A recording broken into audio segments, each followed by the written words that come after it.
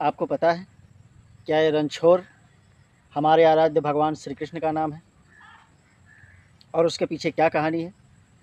तो आइए हम आपको विस्तार से बताते हैं। पेज से जुड़े रहिएगा, कहीं जाइएगा नहीं, चैनल को सब्सक्राइब कर लीजिएगा। हुआ यूँ कि कंस के मृत्यु के पश्चात मथुरा पे बार बार आक्रमण हो रहा था।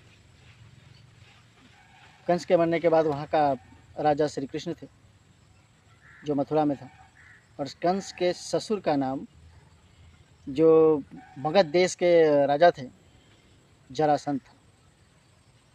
जब कंस की मृत्यु हुई तो जरासंध ने कसम खा लिया कि हम कृष्ण के साथ युद्ध करेंगे और जब तक हराएंगे नहीं तब तक छोड़ेंगे नहीं। कृष्ण को मारने की कसम खा ली। फिर वो बार बार आक्रमण करते रहे। कितनी बार आक्रमण हुआ, उसको शस्त्र विहीन अस्त्र विहीन करके कृष्ण भगवान छोड़ देते। वैसे ही जरासंध के भी जन्म की कहानी बहुत ही अद्भुत है कि जब जन्म लिया था जरासंध ने तो एक ही मनुष्य के दो अलग अलग भाग में थे आधे शरीर। तो उसके माँ ने उसको फेंक दिया। फिर जरा नाम की राक्षसी ने जब दोनों आधे शरीर को एक किया तो जरासंध जीवित हो गए और इसी से उसका नाम जरासंध भी पड़ा।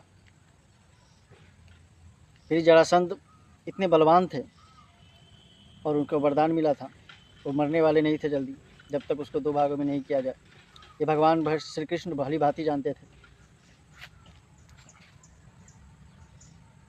फिर बार बार आक्रमण से तंग होकर भगवान ने फैसला किया कि हम कहीं और नगरी बसाते हैं और जो जान माल की हानि होता है, जो व्यापार की हानि होती है, उससे बचा जाए।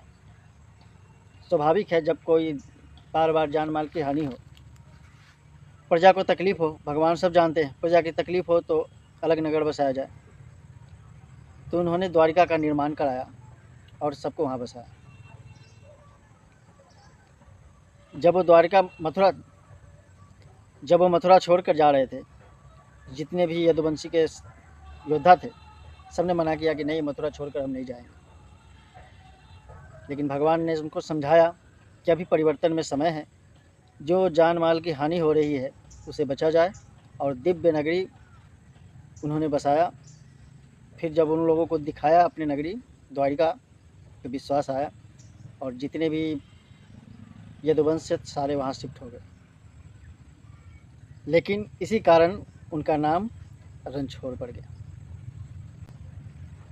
याद रखिएगा, वो रण से भागे नहीं थे। भगवान श्री कृष्ण सर्वशक्तिमान, वो चाहते तो क्या नहीं कर सकते। चुटकी बजाते ही युग का विनाश होता और युग का प्रारंभ हो जाता।